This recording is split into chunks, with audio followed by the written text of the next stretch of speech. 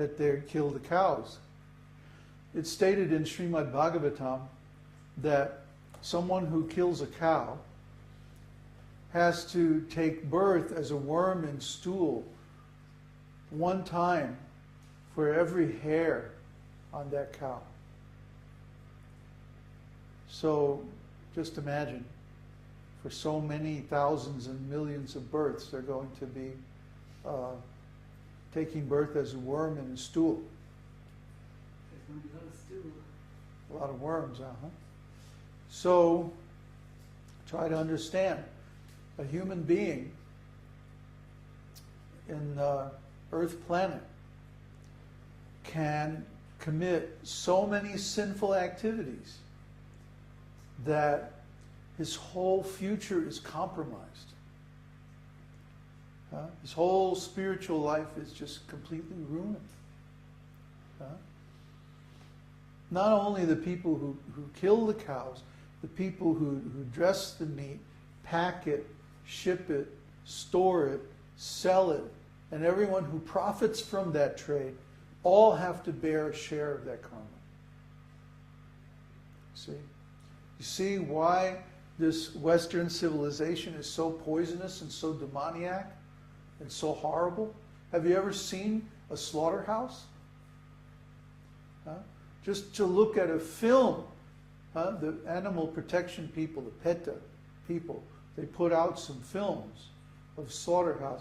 You just look at 30 seconds of this film, and for the rest of your life you won't be able to touch meat.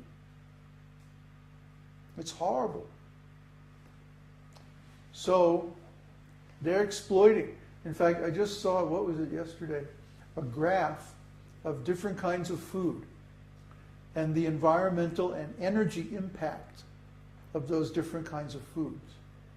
And of all the different kinds of foods available, the environmental and energy impact of red meat is the highest of all. So they're killing the cows, killing the planet, killing each other, killing themselves. Now the latest thing is you lose your job, and then you go and you kill the family, and then you kill yourself. This is going on. What kind of nonsense is this? Because they're killing the cow.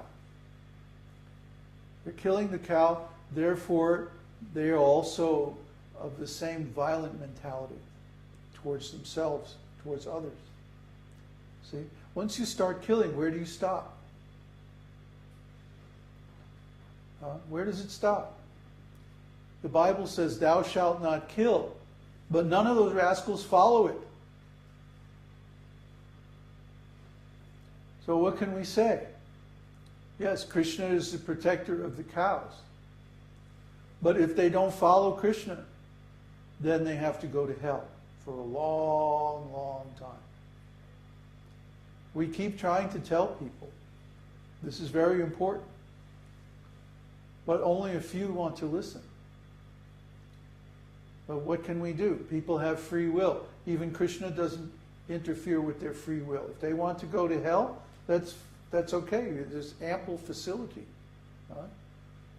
Just like the cows that they raise for meat don't give much milk. Or the milk they give is poor quality, not fit for human consumption. So they breed a special kind of cow. It's not a real cow. A real cow gives nice, rich, ample milk.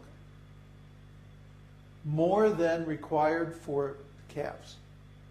That's a real cow. But the cows that they have now, we see them when we go down the street here. They keep them in their pastures. And they're just sort of real stupid. I mean, they're like a goat, actually. They're kind of stupid like that. They don't have the nice consciousness and the nice qualities of a real cow. But a real cow, I mean, is a very wonderful animal. I used to live, when I was at New Talavan, I had a tent out by this lake in the middle of a very large pasture. And there was something like 125 bulls in this pasture. I never once had a problem with them. Never once. I lived in the middle of all these cows, all these bulls. They separate the bulls and the females, you know, so that we don't have too many calves. We already had too many cows. We didn't want any more. But anyway, never had a problem with them. And they're very social. They would come around and, you know, they would like keep the grass trimmed around my tent, you know. I'd hear them in the middle of the night.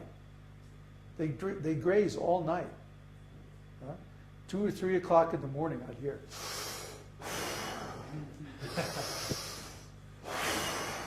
Chomp, chomp, chomp, chomp, chomp. They're breathing. It's like a bellows, you know. It's just like, oh, it's just the cows. I'm trying to go back to sleep. Cows are wonderful. Why anybody would want to kill a cow is just beyond comprehension. Especially since vegetarian food, prasadam especially, is so tasty and satisfying. I mean, it just doesn't make any sense. They're crazy. They have to be crazy. Because when you eat meat, and this is a fact that I have verified over and over and over again, you cannot understand spiritual philosophy. You can't understand it. Try to take any person that you know that eats meat and explain to them about the soul and reincarnation and karma and Krishna and spiritual world. They can't get it. They can't take it in. They're cursed. They can't hear it. And if you preach to a person like that, you'll just wind up committing offenses. What is it? The 8th offense? To preach to sinful people who have no interest in the holy name. Don't do it. But even if you do, you'll see they can't understand. They can't. I mean, all you have to do, just sit with me for a day or two and read the comments we get on our YouTube videos. You know Kāna, you have your own channel. Yeah. They're mad. They're just mad. Insane.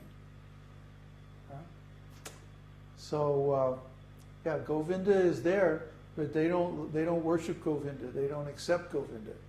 And that's their disease. Okay, next.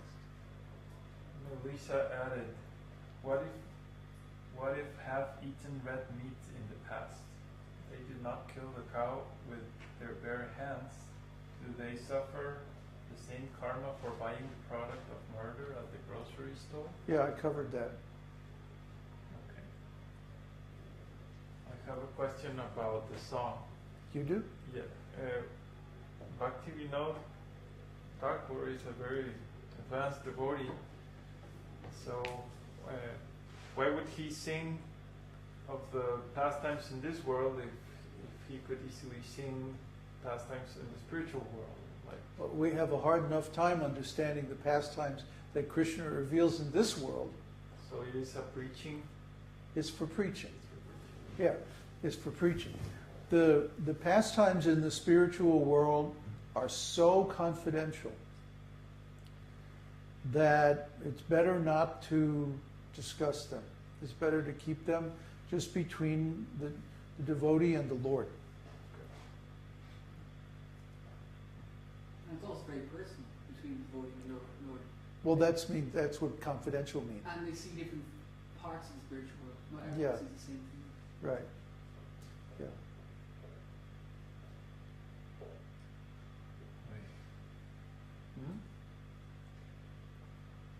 Question from Mike. Krishna, the teenager, is so attractive that it is easy to desire to be engaged in his pastimes. He is a cool kid of Vrindavan. How do we avoid the desire to try and become the cool kid, though, such as wanting the excitement and comedy of stealing butter or dancing with the gopis, and instead always desire to serve him as part of those pastimes? Krishna is so attractive, I can understand why so many people want to be like him. hence why we are here in material consciousness. That's a great insight. For example, everybody is running around trying to have love affairs. Why?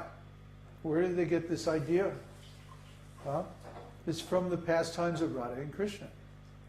Radha and Krishna are the prototype of all romantic relationships. And nobody can match them. Nobody can imitate them. They can try, but it's not possible. So we see in this world that these so-called romantic pastimes are tragedies. People wind up getting hurt. Sometimes they commit suicide. It's horrible. So the difference is that when we serve Krishna,